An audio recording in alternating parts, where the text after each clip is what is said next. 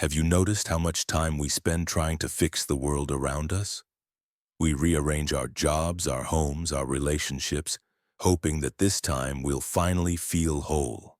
We chase success, approval, and love, as if happiness were hiding somewhere out there, waiting to be found. We polish the surface of our lives, yet deep inside something still whispers, "This isn't enough."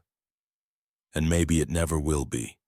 The truth is, no matter how much we try to control the outer world, it will always be uncertain, unpredictable, imperfect. And that's not a mistake. It's an invitation to turn inward.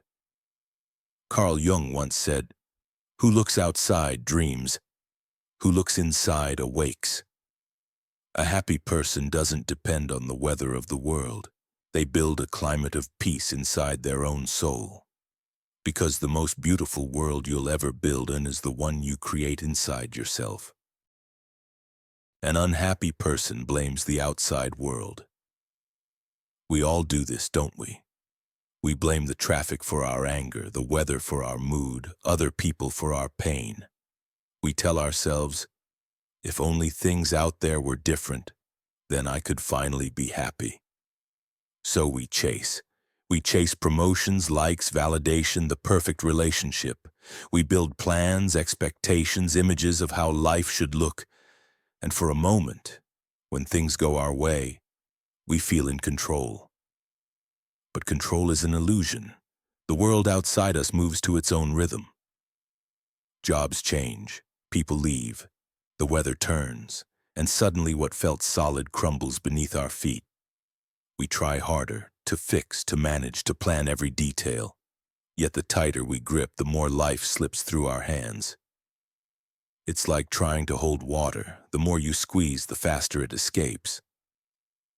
When we depend on the outside world to keep us steady, we hand over our peace to things we can't command.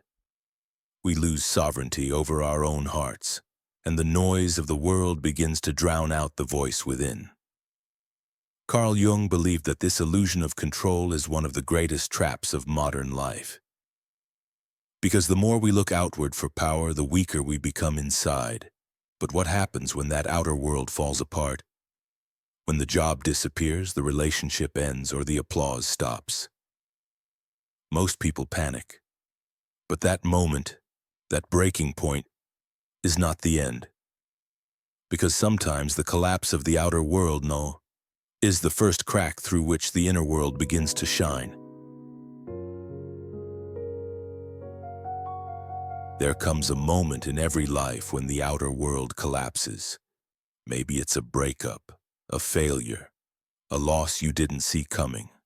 Or maybe nothing dramatic happens at all, just a quiet emptiness that creeps in one day, whispering, "Is this all there is?" It feels as if the world you've built, the one made of plans, titles, and expectations, begins to crack. The walls that once reflected who you thought you were start to fall apart like a glass tower shattering under its own weight. Carl Jung called the mask we wear the persona.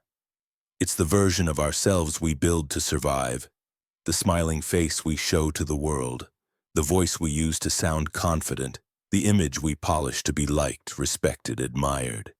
For so long we've mistaken the mask for the face. We've built our lives around other people's expectations, around being good, being successful, being someone. And when that illusion falls, we're left staring into the mirror, not recognizing who's looking back.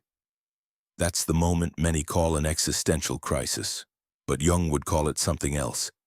An invitation from the unconscious. A quiet knock from the parts of your soul you've ignored, asking to be seen. You see, the collapse isn't punishment. It's a cleansing. When the outer structure falls, it's not life destroying you. It's life freeing you. Freeing you from the need to be what others expect. Freeing you to finally ask, "Who am I?" without the mask. And the answer doesn't come quickly. There's confusion, grief, even anger. But beneath that, if you listen long enough, there's truth. Authenticity is the foundation stone of your inner world. Everything real begins there. It's raw, it's imperfect. It doesn't please everyone, but it's alive. When the outer world breaks, it's an invitation to rebuild. Not from the same false materials, but from your own truth. To stop performing and start becoming. To trade approval for peace. You stop chasing happiness and begin creating it from within.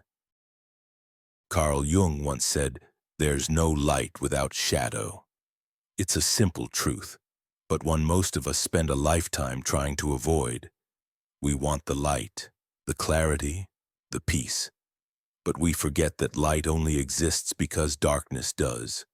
Without the night, the sunrise has no meaning. When your outer world has fallen apart and the dust begins to settle, you're left standing face to face with what's underneath. Your own shadow. The parts of you you've ignored, denied, or buried. The emotions you called bad. The instincts you labeled wrong. Maybe you've always been the calm one, the kind one, the one who keeps the peace. But deep inside, there's anger. A quiet fire you never let burn. Or maybe you're the strong one, the confident one, the one who never falters. Yet hidden behind that strength is a deep fear of rejection. The shadow isn't evil, it's honest. It holds everything you've pushed away, waiting for you to look back and say, "I see you." When you finally face it, something strange happens. The fear starts to change shape. It becomes energy, raw, wild, creative energy. The same energy that builds art, that writes poetry, that fuels transformation. You begin to see that your darkness isn't an obstacle. It's material. It's the clay from which you can sculpt something real. Because you can't build a strong inner world on denial. You can only build it on truth. All of it. The person who accepts their anger learns compassion. The person who meets their fear discovers courage. And the person who embraces their shadow finds a kind of freedom no one can take away. This is what Jung meant by integration, not destroying the darkness but weaving it into light, like mixing black into white to create depth and contrast. It's what makes the painting come alive. So if you feel lost in the dark, don't rush to escape it. Sit with it. Learn its language, because within those shadows lie the blueprints for your rebirth. And it's there, in the quiet, in the unseen, that you'll find the first pieces of material you need to rebuild your inner world. Once you've faced the darkness, the real work begins, the work of building. This is the quiet, sacred process of inner construction. Not the building of walls, but of space. Not the pursuit of perfection, but of peace. Carl Jung once said, "The privilege of a lifetime is to become who you truly are." That's what this part of the journey is about. Building a home for your authentic self. But you can't build when your mind is loud. Silence isn't just an absence of noise, it's the foundation of awareness. In silence, you can finally hear what your soul has been trying to tell you.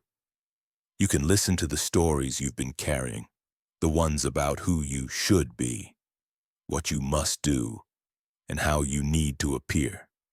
And slowly, you start to release them. This is where stillness becomes strength. You begin to see that peace isn't found in the world. It's built inside of you, one breath at a time. The second pillar of this inner architecture is self-awareness. Watch how you react to things. Notice what makes you angry, what makes you anxious, what makes you come alive. Every reaction is a message from within, a sign pointing toward what still needs to be understood. When you observe yourself without judgment, you begin to see patterns. And awareness is the first hammer that reshapes your inner walls. The third pillar is forgiveness and compassion, especially toward yourself.